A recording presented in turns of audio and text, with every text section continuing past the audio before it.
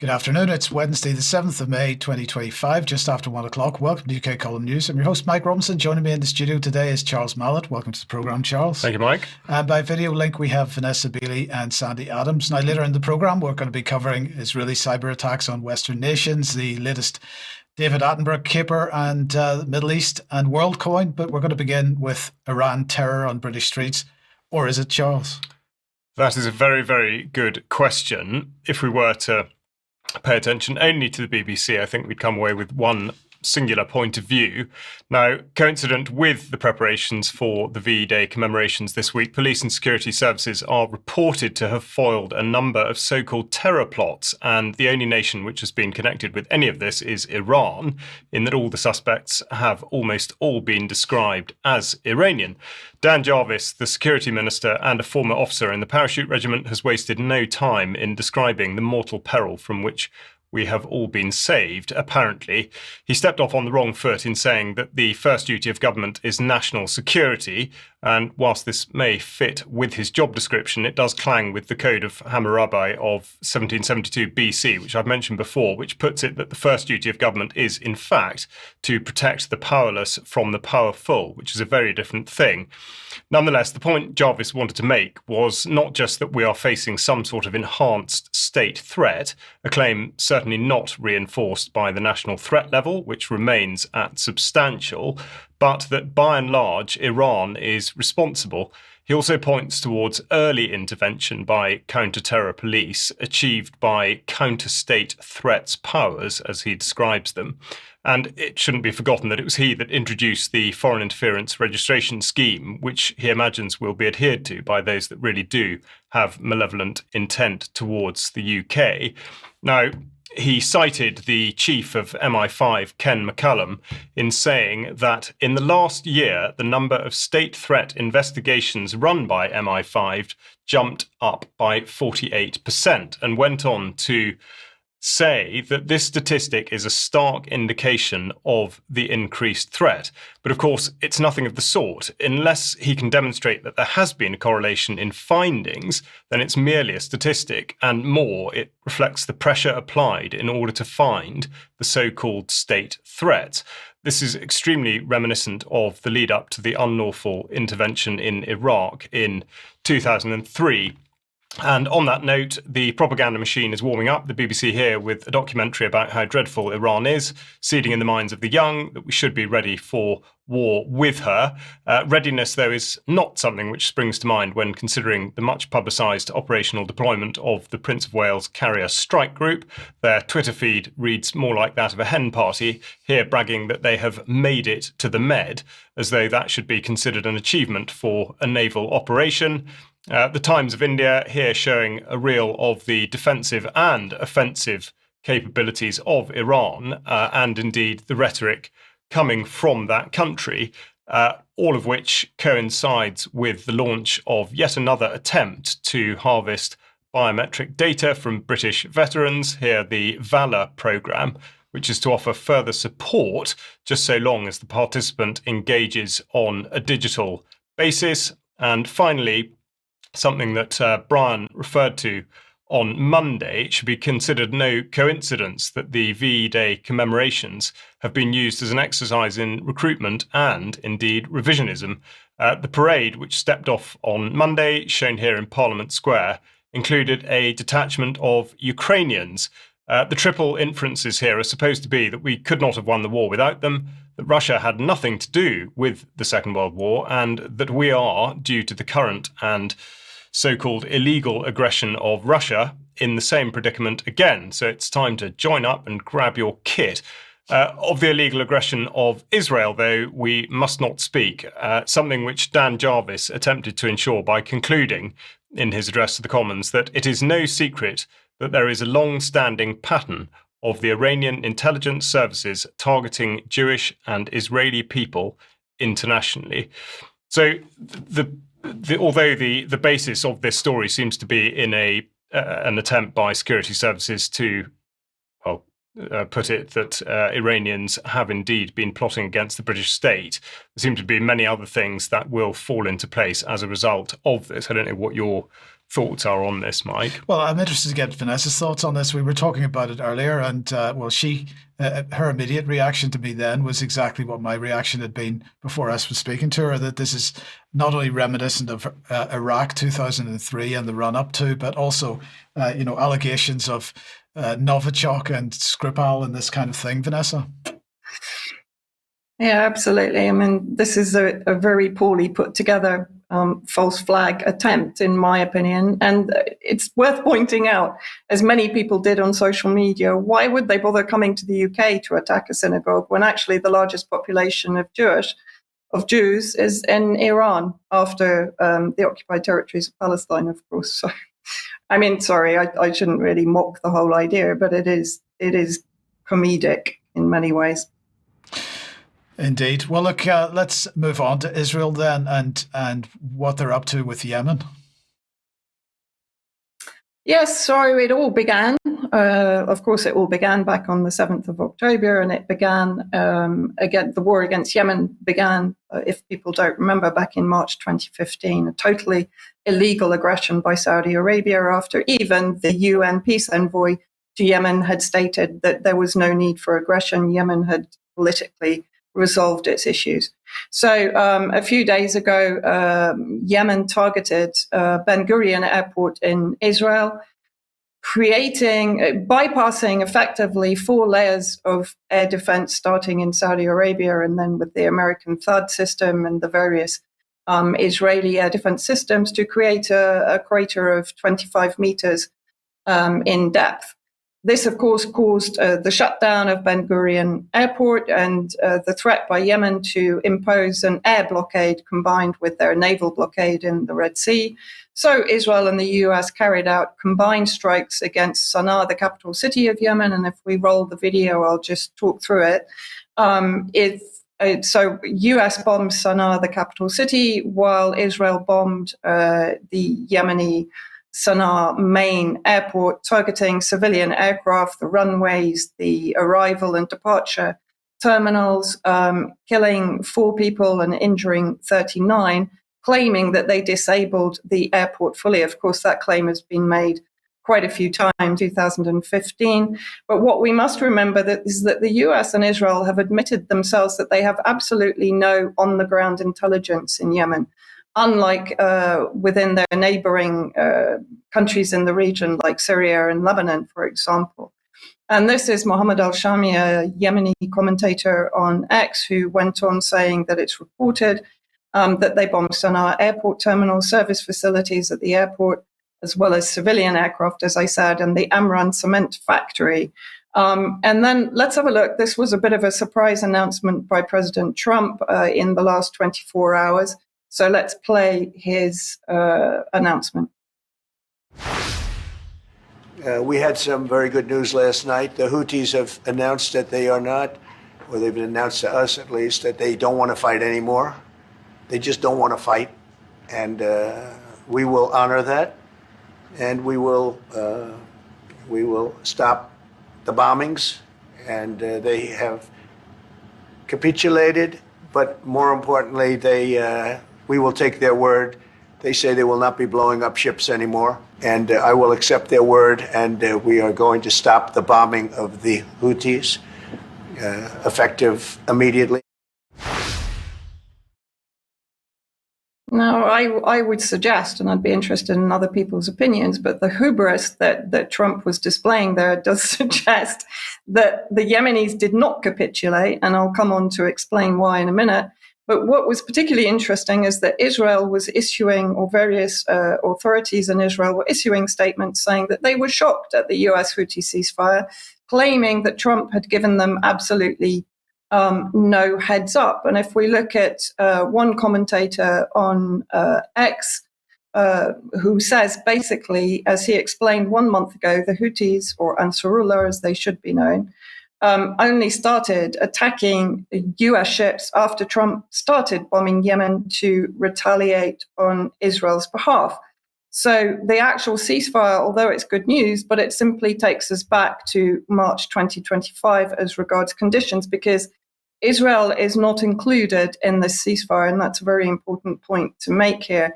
And then shortly after this, Trump made, in inverted commas, a big announcement. So let's have a listen, or rather, he promised a big announcement. Let's listen to this statement to the press. And we'll have maybe before we're going to, as you know, the Middle East, Saudi Arabia. We're going to UAE and Qatar, and that'll be, I guess, Monday night. Some of you are coming with us.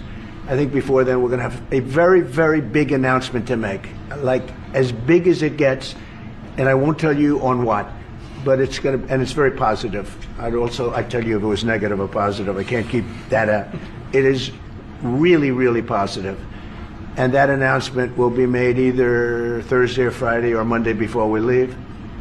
But it'll be one of the most important announcements that have been made in many years about a certain subject, very important subject. So you'll all be here.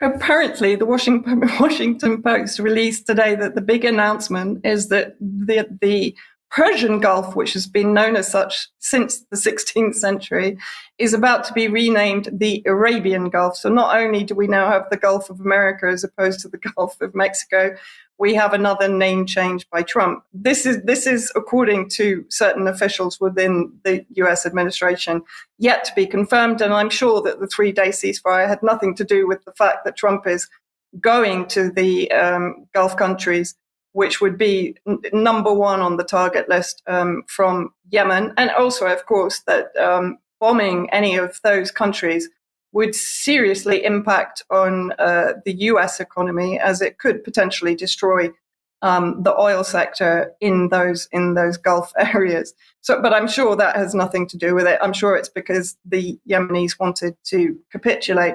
And then let's have a look at how well the US has actually been doing against Yemen. So titles yesterday in CNN, second US Navy jet is lost at sea from the Truman aircraft carrier. This one apparently was due to a failed arrestment. The pilots basically bailed out before the disaster happened, and the jet ended up at the bottom of the Red Sea. Of course, this isn't the first time. There was another jet, jet overboard, lost a 60 million jet at sea. This was in April. And actually, there was a third one, which people may not remember, back in December last year. This was reported in Aviation. In December, another FA-18F Super Hornet was shot down by US Navy cruiser USS Gettysburg in a friendly fire incident. So the US is not exactly performing terribly well against Yemen. It's certainly done nothing to prevent the targeting of the US aircraft carriers in the Red Sea. And then let's have a quick add up of the damage since the Al-Aqsa flood operations on the 7th of October. So 3 Hornets, 67 million each. So that's 201 million, 22 MQ-9s since the 7th of October, 4 MQ-9s, which are the drones, of course, before October the 7th. So the total so far is $1.03 billion US.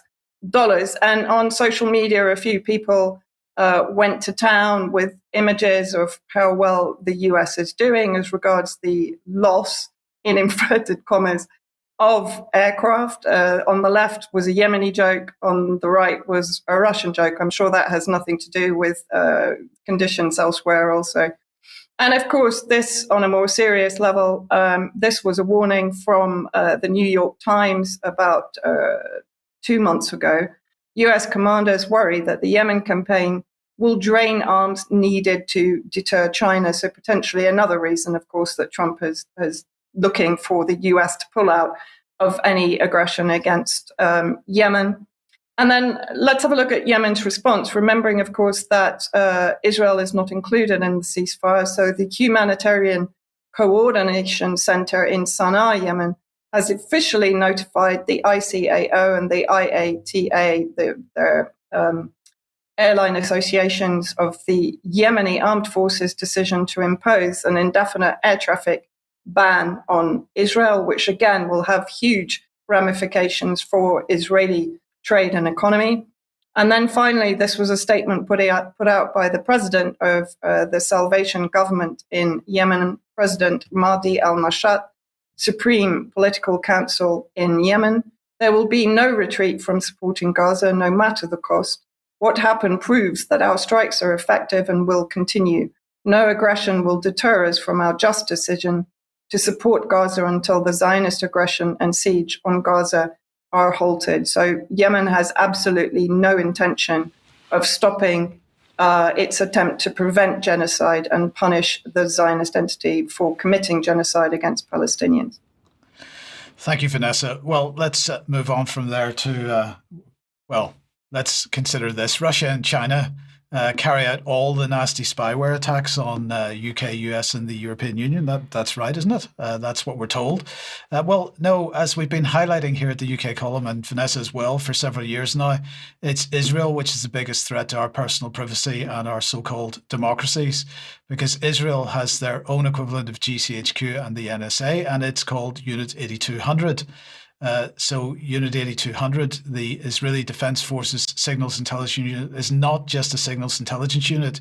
It's also a cyber warfare operation, having run a number of operations, for example, the Stuxnet virus, which disabled the nuclear centrifuges in Iran, Operation Orchard, which was from 2007, in which Unit 8200 most probably jammed Syrian radar systems without alerting air defense operators in order to allow for a precise airstrike against Syrian nuclear facility at Deir ez-Zor, the Ogero incident, in which the Lebanese government blamed Israel for having launched a sophisticated cyber attack on Lebanon's telecommunications company Ogero, to spread disinformation through audio messages to over 10,000 Lebanese citizens. Now, those could be argued to be military applications, but we have to remember that Unit 8200 also seed funds tech companies, including, this one, Checkpoint, and also Palo Alto Networks, many others. I just am choosing these two as an example for a number of reasons. But if we look at Checkpoint first and remind ourselves that Gil Shved is the co-founder and chief executive of Checkpoint. He's Israel's 8th richest billionaire, reportedly worth $4.7 billion. And of course, there is Dr. Dora Dor, who's chief technology officer at Checkpoint, is also responsible for Checkpoint's rocket initiatives, former chief product officer. And both of these people were former Unit 8200, Unit 8200 seed funding this company, and so on. Now, in 2016, Checkpoint teamed up with Israeli arms company Israel Aerospace Industries to form a consortium called IC3, and that was established by the Israeli government's Ministry of Economy, and it was set up to, quote, address technological cyber needs at a national and governmental level, and IC3 offers end-to-end solutions for national cyber systems. Now, coming back to Checkpoint and their activities, they are everywhere. They are providing firewalls for just about for many, many corporations around the world. They're in local councils. They're in the NHS. They're everywhere. And so I'm going to ask the question, can anybody think of a better source for bulk data collection than a company selling appliances which process every single packet of information as it passes between corporate government networks and the internet and so on? Now, to be clear, I have no direct evidence that Checkpoint is doing this, but I am asking the question, and I think it's a question that needs to be answered. And the same question, in fact, that some, including the likes of Edward Lucas and many others who are pushing a pro-Israeli and an anti-Russian narrative, and particularly an anti-Chinese narrative, have been asking about Huawei.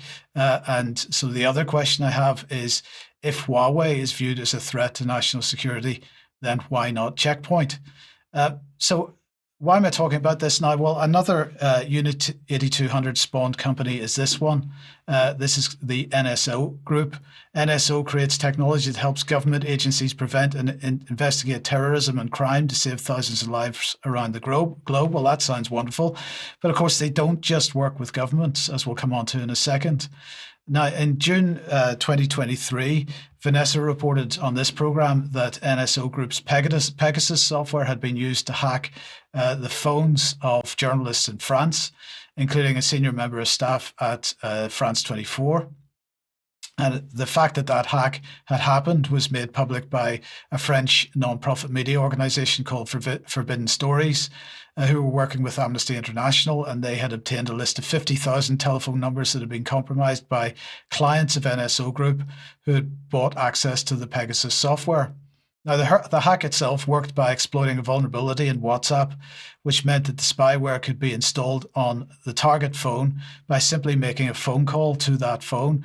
The phone call didn't even need to be answered by the person who was being attacked by this. Now, yesterday, then, a jury in the US court has decided that enough is enough, and they have fined NSO Group $167 million in punitive damages.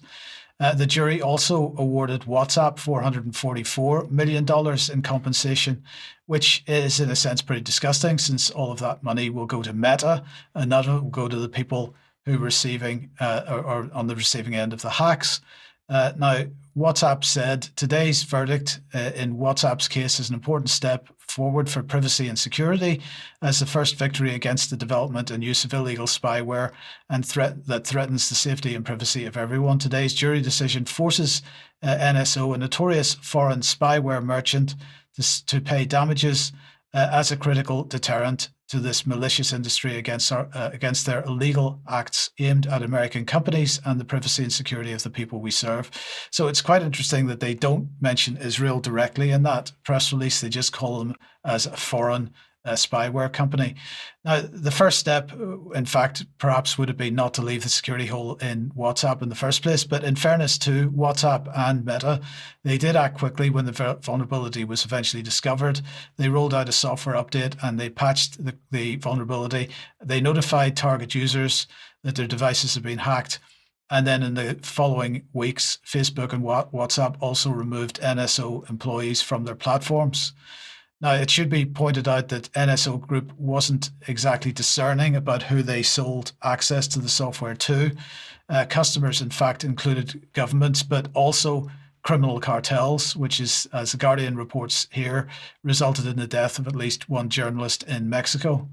So, I think this is a big story. The fact that NSO Group has been sanctioned in this way, it could go even further. It could be argued that NSO Group's activities, the fact that they're selling Pegasus, or they had been selling Pegasus to not only governments, but also criminals, certainly leaves them open to much broader sanctions, if it had been anything other than an Israeli company.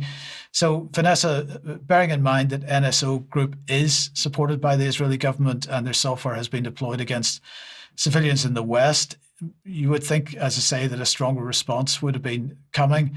I just would like to get your thoughts on why governments are silent on this, why Meta's silent on the fact that it's an Israeli company, and are governments silent on this because they were customers of NSO Group? I just find it incredible that there's nothing, really, no broad coverage of this at all.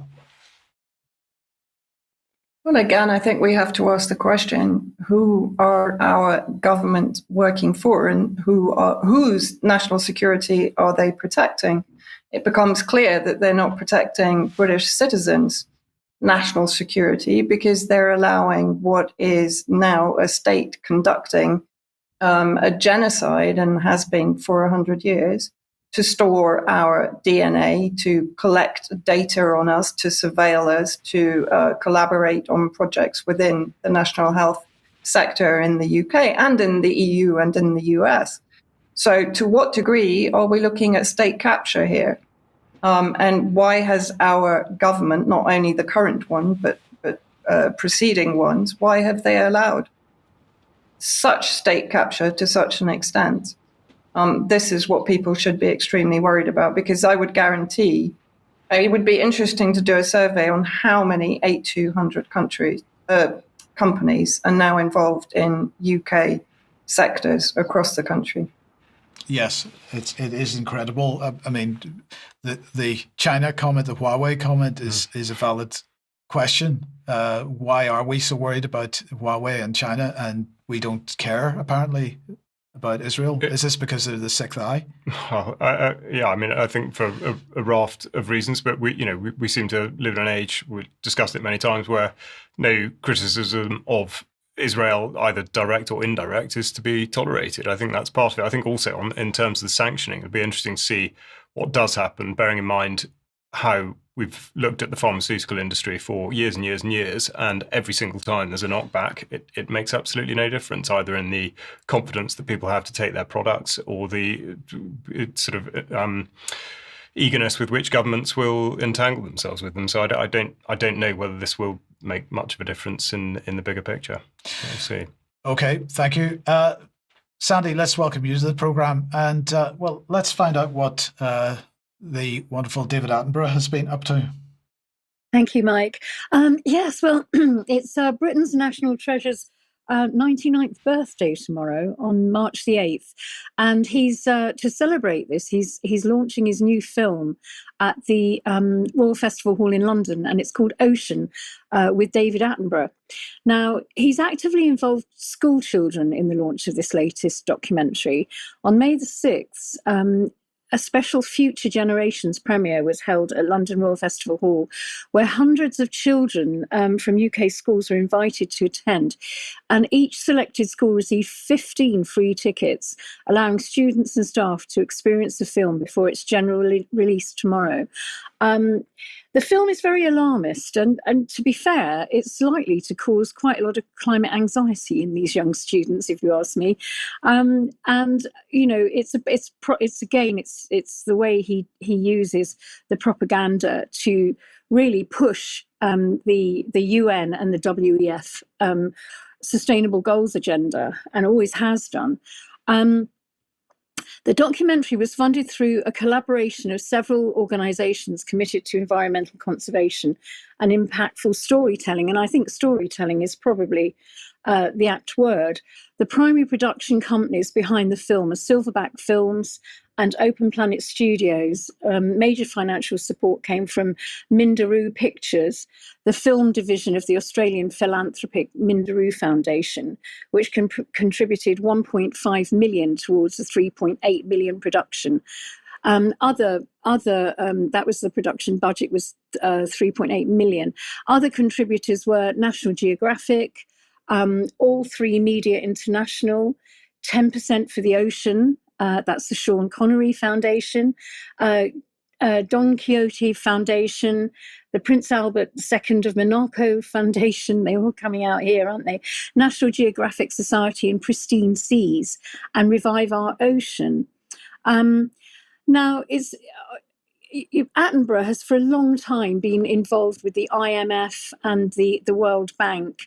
And in 2019, he did meet Christine Lagarde from the IMF, managing director. She invited him to speak at the IMF World Bank spring meetings in front of an audience of finance ministers and governors of central banks and executive directors. He also met the World Bank Christina Georgieva, and she invited him to the Our Planet presentation.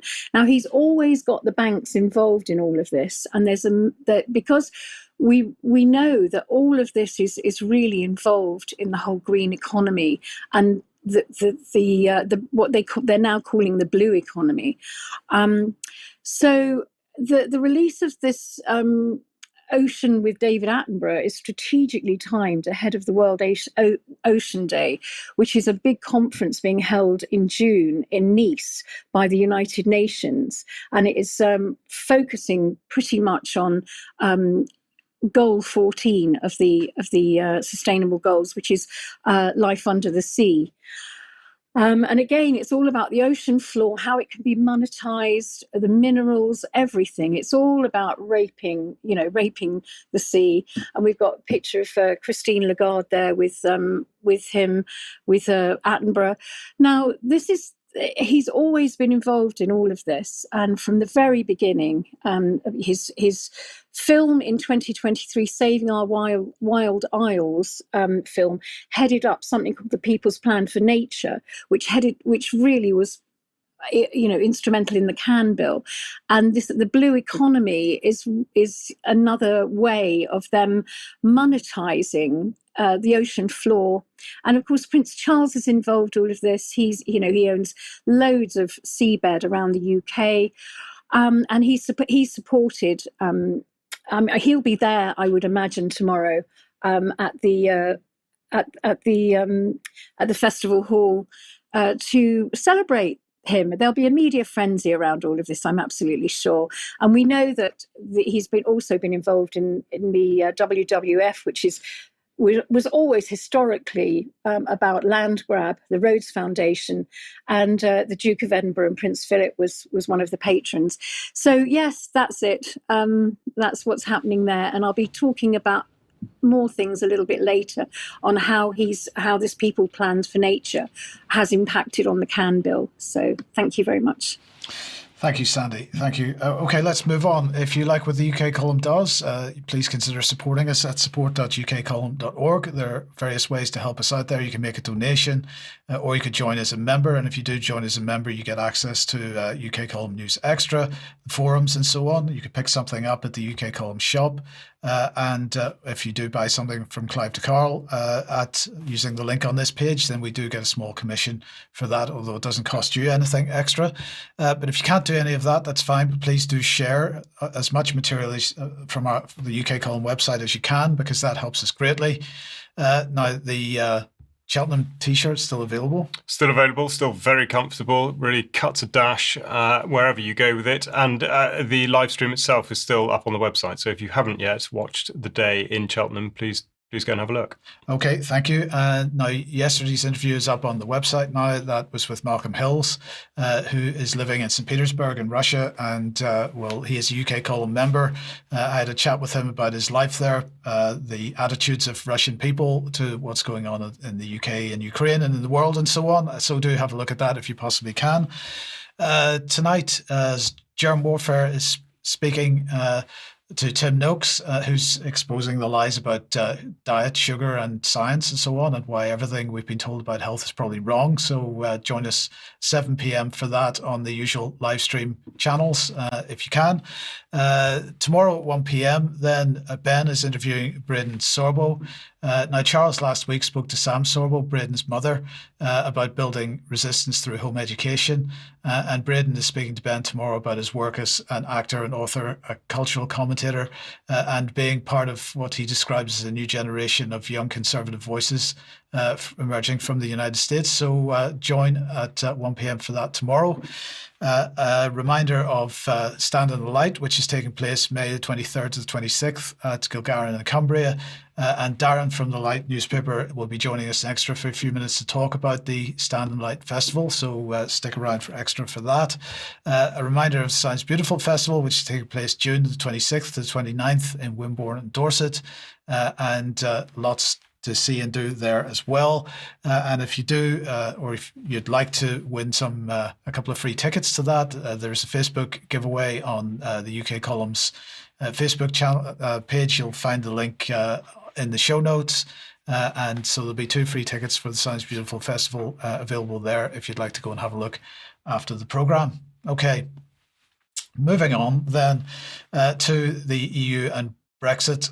And well, today and tomorrow, the wonderful Secretary of State for Foreign Affairs, I get this wrong. Let's start again. Starting tomorrow, because we'll talk about our wonderful Secretary of State for Foreign Affairs in a second, but starting tomorrow is the informal meeting of foreign ministers in Warsaw in Poland, and that's going to be headed up by the Minister of Foreign Affairs, Radosław Sikorski, together with the High Representative of the European Union, Kaja Kallas,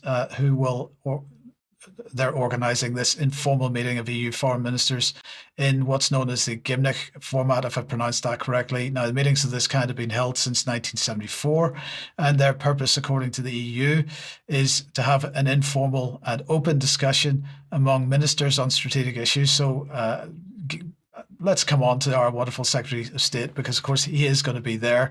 Now, he, of course, is talking about it. There's somebody else that isn't talking about it, but this is David Lammy. He's going to be there. The person who isn't talking about it, of course, is Nigel Farage, who seems to be absolutely silent on the issue. But Lamy had this to say: we're working hand in hand with our European allies to build a safer, more secure and more prosperous Europe. Fantastic. So he's going there to underline how closer cooperation on security and defence is in the interest of both the UK and the European Union. And he's going to discuss uniting across the continent to secure a just and lasting peace in Ukraine. He was the first foreign secretary since Brexit to attend any formal meeting of EU foreign ministers. That was last October. And he's been working hard to build these stronger ties with Europe since he became foreign secretary. So now as part of his visit, he is going to be following that by heading over to Bosnia and Herzegovina, where he's going to visit EU4 military headquarters. And that is significant because that's where EU troops first wore the EU flag on their arms, as we can see on screen here. It's also where the Union flag was flown beneath the EU flag, as we can see here. And it's also where EU troops were given EU4 medals a few years back. So, it is a fairly significant thing.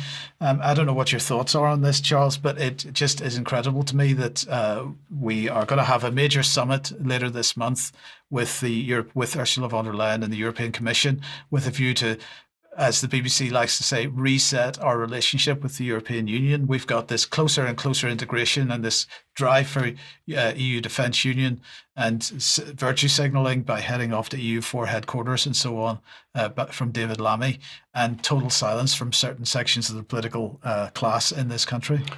It does, on the face of it, seem completely remarkable that can be the case in both respects. But remarkable that despite the fact we have left, apparently, the European Union, that we could be clamouring to climb back in, but also, as exactly like you say, that people should be quiet about it. But for especially now with what's going on in Ukraine and Russia, for that to be the sort of the dual effort for a push eastwards with NATO and a push absolutely everywhere with the EU, it's an awful lot for a lot of armed forces that don't really have much to say for themselves in terms of their firepower and capability at the moment, I'd say. Absolutely. We'll be talking more about that in extra later on after the programme.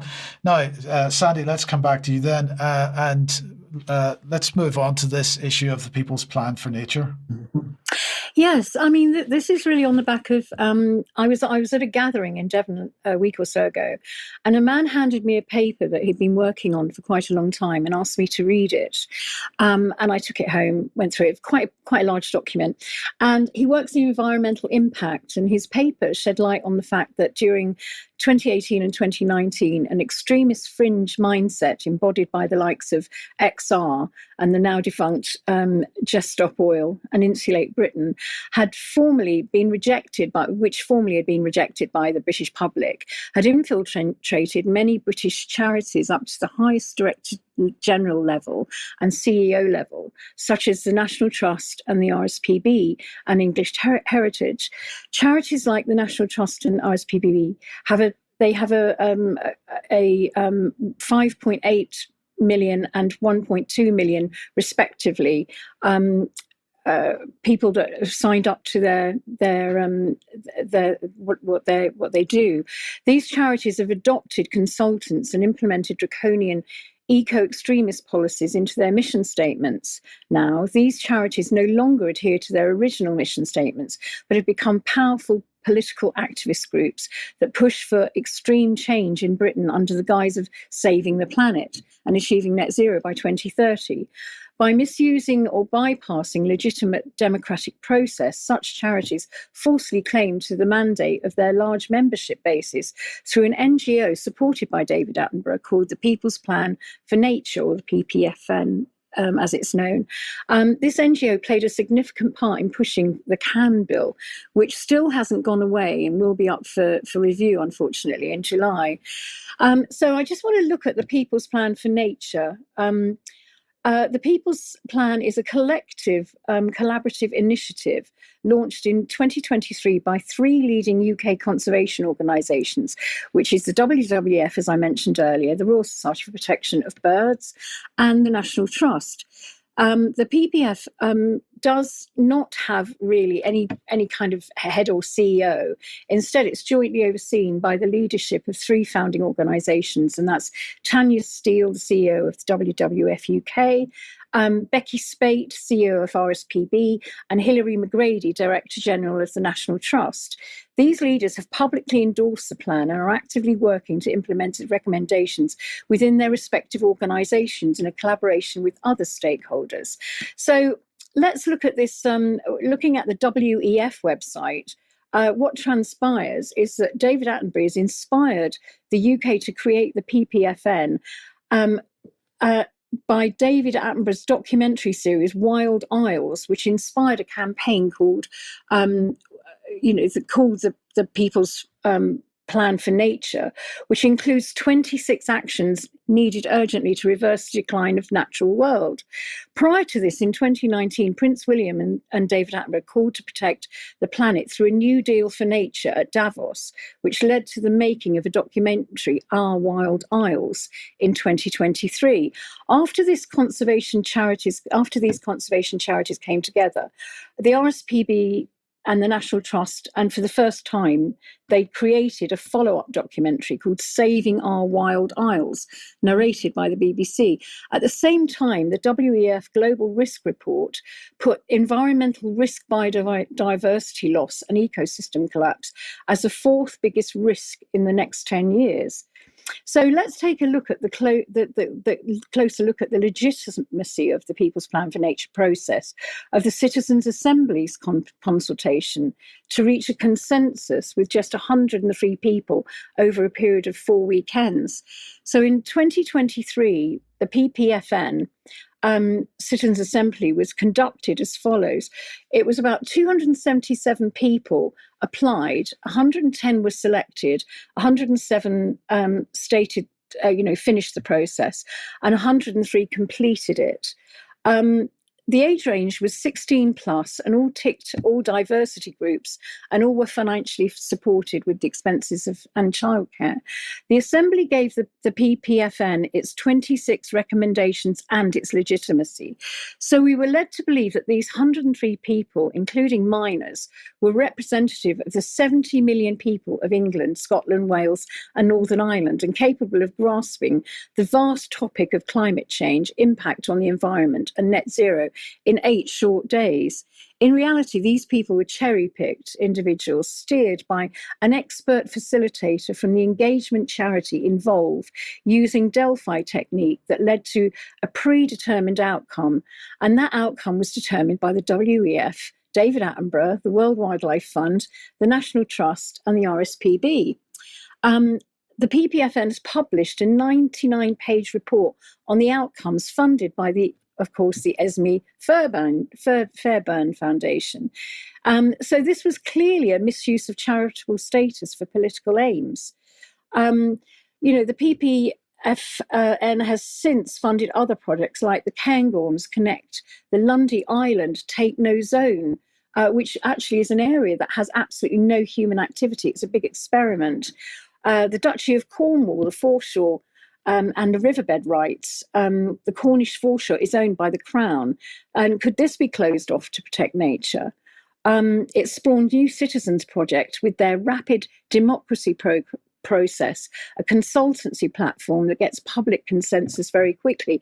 And we've got John Alexander, who's from that. He says the People's Plan for Nature is a pioneering 2-phase project gathering responses in a national consultation to a UK-wide People's Assembly for Nature designed by the New Citizen Project based on a process called rapid democracy. So they've got these consultants that actually allow these people's assemblies to happen, and how they can process that information efficiently to push the agenda. So it's just been it begs the question, just how many ordinary British people who take out annual membership of the RSPB and the National Trust, even the Women's Institute has been targeted. Do they realise they've been signed up to a militant eco-zealotry organisation, and it's actually going towards their own enslavement? And instead of flower arranging, doing garden and bird surveys and visiting country houses on a rainy Sunday, it would appear that the unsuspecting British public is being misused by the charities who hide behind the large numbers of members taken out for the original old mission statement decades ago, and who claim a mandate for extremist environmental action for a reason that science simply doesn't back up. So, it looks as though these charities have really been used. Now, I've put this document in the show notes so that people can look at this, because it might help people, for instance, who are fighting campaigns with the Malvern Trust issue that's going on there, where perhaps they could lock off human activity on the Malvern Hills, and certainly with the WHS status that we're fighting here, where we're trying to bat off UNESCO from actually taking control of my town. So that's really a good deep dive into that, so people can use that as a resource, hopefully. Thank you, Sandi. Thank you for that. Okay, Vanessa, let's come back to the Middle East then. And what's the latest on Gaza? Yeah, well, I mean, the horrors haven't ceased in Gaza, of course, and even under the Trump administration, and they're about to get a whole lot worse. So in the last few days, it's been reported that there has been permission, or rather tactical approval, for a total invasion of Gaza. This was published in The Cradle. And interesting that Trump, on this situation, on Gaza in particular, he's given Netanyahu the green light. As Israel prepares to flatten Gaza, not a top priority, says Trump, except, of course, for the waterfront property contracts that he's hoping to secure for his son-in-law, Jared Kushner. So let's have a look at what Bezalel Smotrich has said again in the last 2 days to the Times of Israel. Within half a year, the Gaza population will be concentrated in a narrow strip of land between the border with Egypt and the Morag corridor, which Israel has recently established inside Gaza. Gaza will be totally destroyed and territory north of Morag will be empty. What does this actually mean? I just want to show two maps. The first showing previously. It's not entirely current, but it's certainly fairly recent, and it's in French, but I think people can work it out without direct translation. You can see there the Morag corridor to the south of Gaza. You can see the area in green of Rafah, which is still effectively perceived as Palestinian by the Zionists. Then Israeli control at the Philadelphia corridor and the border with Egypt. And then beyond the Morag corridor, is the Khan Yunis band of territory. And if we look at the next map, we can see how devastating this is going to be for Palestinians. So the circle there goes from Khan Yunis to the north of Gaza, where you then enter the occupied territories of Palestine. So effectively what he's saying, not even the entirety of that southern section, only part of it sandwiched between Zionist forces, will be used to house 2 million Palestinians who were formerly living in a strip of land 40 kilometers by 12 kilometers, about the size of the Isle of Wight, are now going to be condensed into a tiny area, which is effective. I don't even know how to describe it now. Smotrich went on to say the Gaza citizens will be concentrated in the south. They will be totally despairing, understanding there is no hope, and will be looking for relocation to begin a new life in other places. So effectively what the Zionists are saying, what they have done so far, the appalling atrocities that they've been committing on an hourly, daily basis against Palestinians was not enough. So now they're going to have to increase and double down on the pressure. And we'll come on to what else is going to be employed. But what's interesting, and we've talked about this before, that Israel is to use US military contractors, in other words, private military companies, in the new Gaza aid scheme. Now, what does this mean? There will be two private military contractors, basically UG Solutions.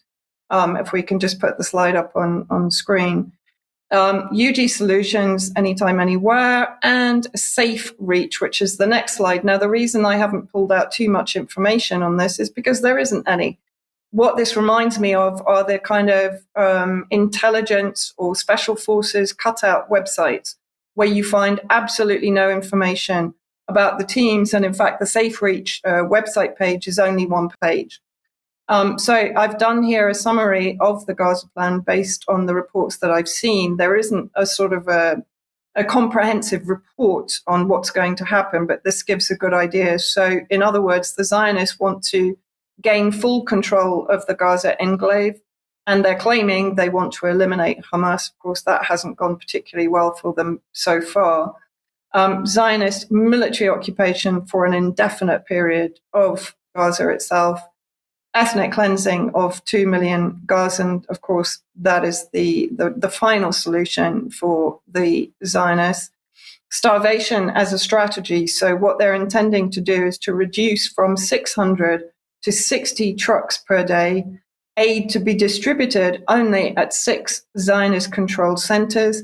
The US private military contractors will be guarding those facilities and also helping to man checkpoints. And guess what? There will be facial recognition access to those aid distribution centers. So again, the crossover between what is happening in the West and what is happening on a far more elevated scale in Palestine becomes very apparent. And then finally, the EU involvement, particularly with France, Gaza evacuation scheme, Israel's Trojan horse for ethnic cleansing, ? This again is in the cradle. But effectively, France is focusing on the evacuation of alleged French citizens and their entire extended family, which of course could be a large number of Gazans. And we've been hearing about the evacuation of the injured and so on. So yeah, this does appear to be a stealth evacuation policy as part of the final solution, the final ethnic cleansing of Gaza, and of course the West Bank. Thank you, Vanessa. Thank you for that. With lots to talk about in Extra today, but let's end, Charles, with WorldCoin. We will. Just before we do, I'm just going to read a little bit of the statement that David Lammy has just put out about India and Pakistan, because it bears great relation to what Vanessa's just been talking about and I would say, the sort of double standards that he and the UK government applies.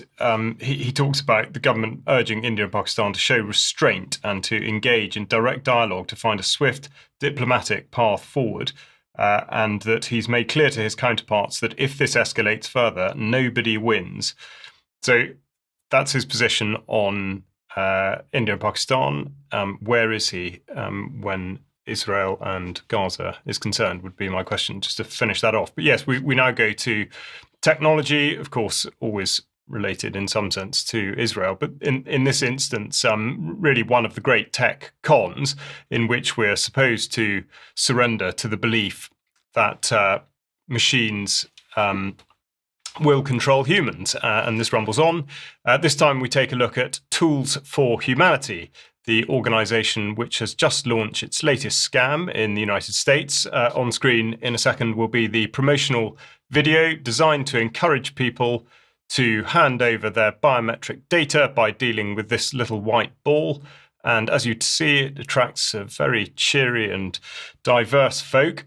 Now, one of the brains behind this is apparently Sam Altman, who is also credited with creating the OpenAI platform ChatGPT, which is directly relevant to the scheme being run here. The premise being that in a world of generative AI, it is not possible to tell what is human and what is not, which is where Tools for Humanity comes in. At this point, I should say that if this makes no sense to you, then firstly, you're not the only one. And secondly, you should most certainly listen to the first of the Germ Warfare podcasts from Monday night about exactly this topic, and there'll be a link in the show notes. But as reported by Reuters a couple of years ago, and similar to the way in which people were convinced to take injections by being offered hamburgers, the incentive here is that if you submit your biometric data, you may be credited with WorldCoin, a type of cryptocurrency which may, at some point, be worth something. So there are a lot of conditionals here, but that's not deterred the gullible from squaring up to these machines. This is what they look like, and the Tools for Humanity cast it as their signature gizmo, describing it as being a custom, state-of-the-art hardware device built for the WorldCoin project to verify humanness and uniqueness in a secure and privacy-preserving way. Now, if that sounds like an immensely unlikely promise, then I wonder if a clip from their launch will reassure you. Okay, let's give it a spin. Nothing like a live demo here.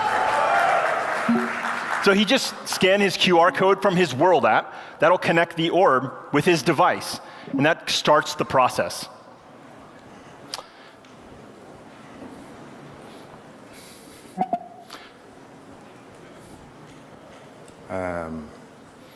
All right, so he's a little bit too far from the orb. It asks him to move a little bit closer. Try one more time. The stage lights might be affecting the cameras we were afraid of, but it'll work. Perfect.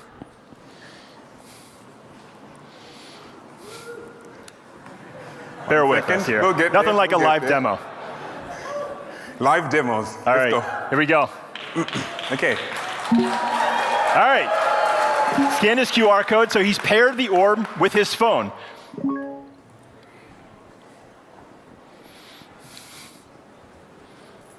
All right, so it's asking him to move a little bit closer because he's standing too far away. And you don't have to be in the exact position, but just approximately right. So now it knows he's in the right position. But it sees something. Yeah. So the orb detected something was covering his face, and he forgot to remove his glasses. So he just took those off. And now the orb can clearly see his face and his eyes, and should just take a few seconds to finish its process. There we go. Simple as that. Wow. Indeed, simple as that. And how very apt that the title for the event was At Last. Anyway, from the incessant applause, it seems that the audience were also unable to think of a more simple method for determining whether or not a human is human. So a pointless exercise for the user, perhaps, but it does gift to World, as it's now called, and to Tools for Humanity, an extraordinary amount of information. And this is information which can absolutely be used against the very same user.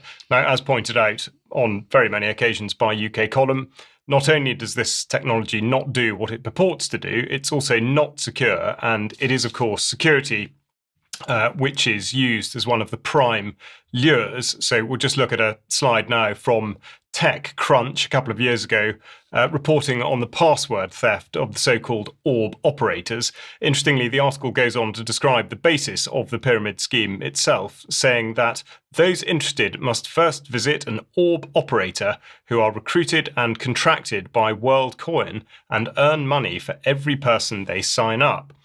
Now, whilst Americans may begin queuing up in their droves, there is now a groundswell of pushback elsewhere in the world, something which was not mentioned at last week's launch event. And here we see reporting from Kenya with news of a recent High Court decision against WorldCoin. Now, I've mentioned this case previously, which was brought by the Katiba Institute, supported by the International Commission of Jurists, and the ICJ put out a statement which says ICJ Kenya welcomes today's landmark judgment declaring the collection, processing and transfer of biometric data by WorldCoin as unlawful and unconstitutional.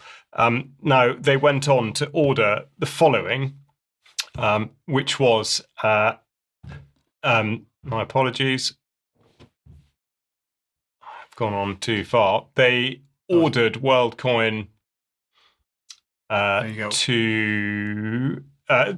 there's a prohibition on data collection, the permanent deletion of data, and a revocation of data processing certificate. So, in effect, they have shut down Tools for Humanity in the country, which should just go to show that pushback is always worth it. And I think the only thing to add is that Amnesty also put out a statement, in effect, supporting this decision, but also saying that in the pipeline there's action to be taken against Meta for its abuse of Facebook in the sense that they put out inflammatory content with regard to tensions in Ethiopia, which they say has pushed people towards violence that they might not otherwise have met. So, as I say, this is a step absolutely in the right direction against the technology that not only doesn't actually work, but that really has no place in our lives. And maybe something we'll discuss in extra is why it seems to be only the global south that's pushing back against this stuff. Absolutely. But anyway, we're going to leave it there for today. Thank you, Charles. Thank you to Vanessa and Sandi for joining us, and for you for watching. Join us in a couple of minutes for extra if you're a UK Column member. If you're not a UK Column member, then please consider joining, because we do need your ongoing support. So see you in a few minutes in extra. Otherwise, enjoy the germ warfare tonight, interview tomorrow, and we'll be back on Friday with more news. See you then. Bye-bye. Bye-bye.